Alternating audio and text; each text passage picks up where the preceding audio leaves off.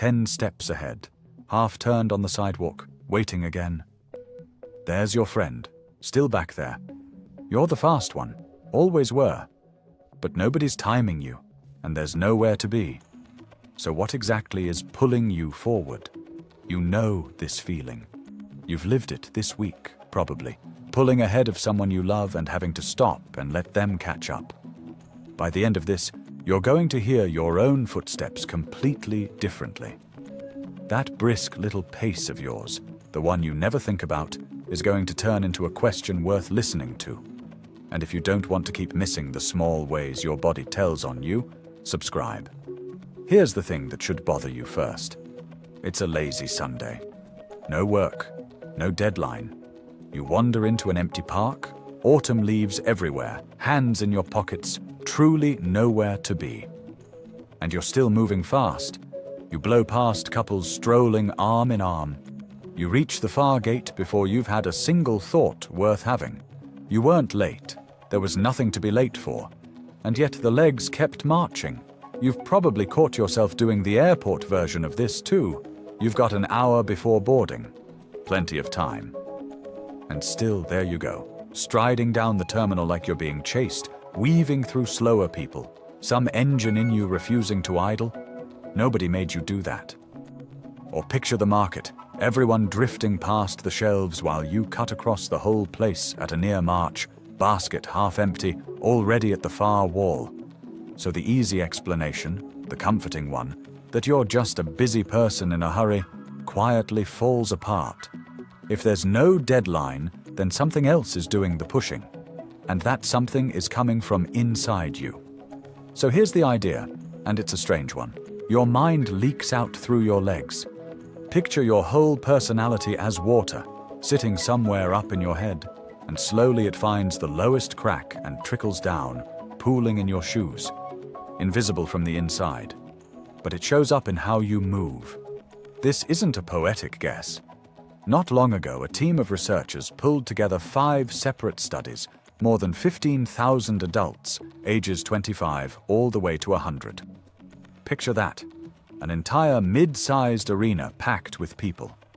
And when they lined up personality against walking pace, a pattern held. The brisk walkers tended to score higher on extraversion, on conscientiousness, on openness, and lower on neuroticism. That's 4 of the 5 basic ingredients psychologists use to describe any human being. Now hold this loosely. These are averages across thousands, not a verdict on you specifically. Your fast walk doesn't stamp your forehead. But across a crowd, the pattern is real. And here's a thread I want you to keep hold of because it gets stranger. Somewhere in all this is the claim that the way you cross a street, the speed you carry across an intersection, might be quietly predicting something about your heart. Keep that in your pocket. One more promise for later. In a few minutes, you're going to watch a single walking figure freeze mid-step and split into 2 engines underneath its feet. Same speed. Opposite souls. Hang on for that, because it goes deeper than habit. Researchers have started calling gait speed a kind of 6th vital sign. Think of it as one dial on a dashboard that quietly averages your heart, your nerves, your muscles, and your mood into a single reading. It was never just leg mechanics. It was never about leg length or fitness alone. Your walking pace is a whole system output, which is exactly why it manages to predict things a simple physical habit never could.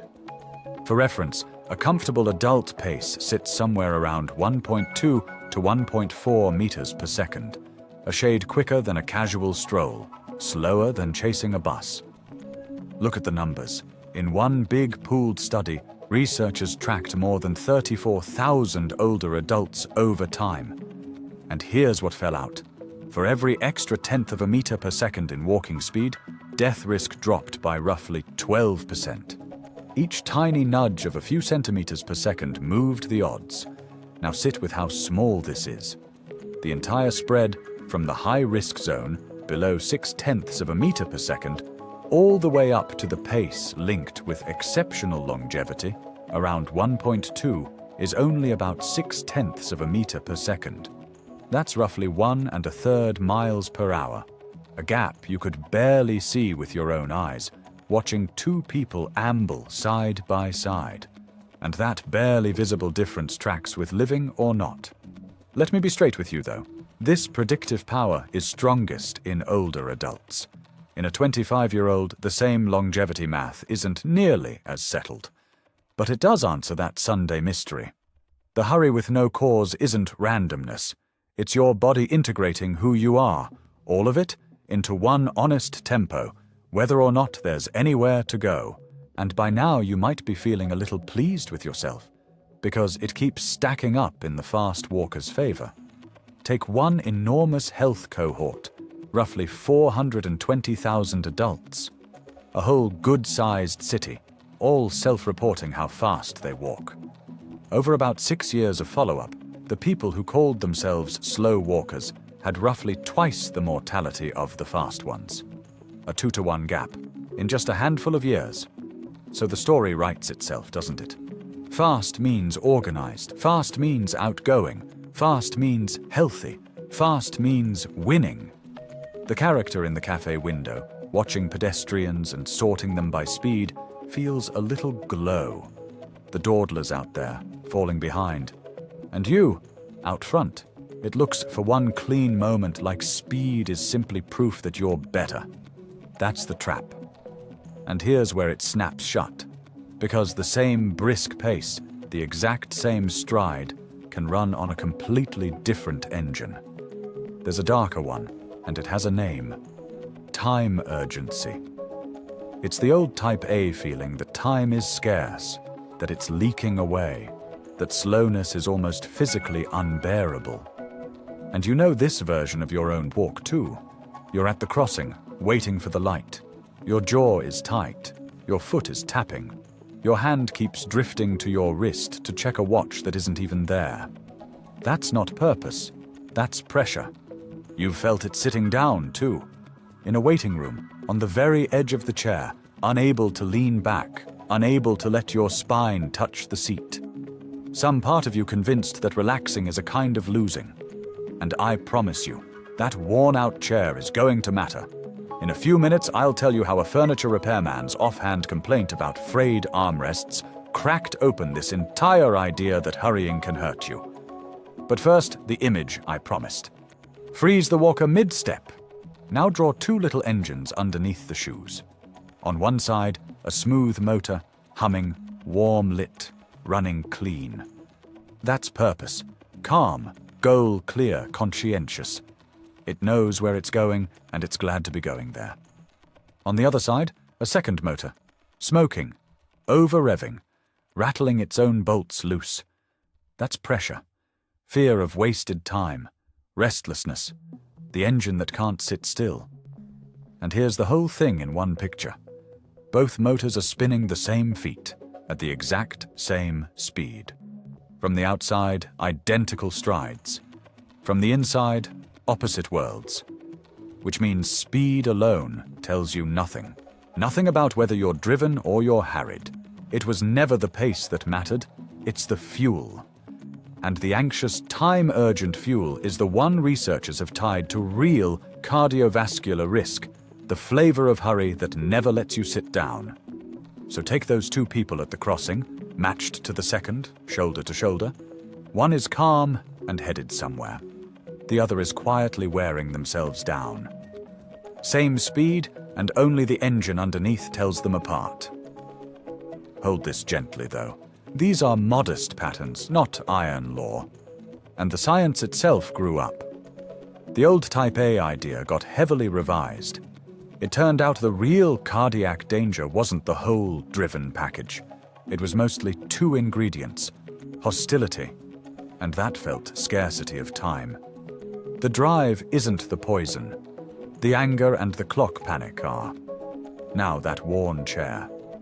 Back in the mid-20th century, two cardiologists, Friedman and Rosenman, reportedly stumbled onto this whole thing by accident.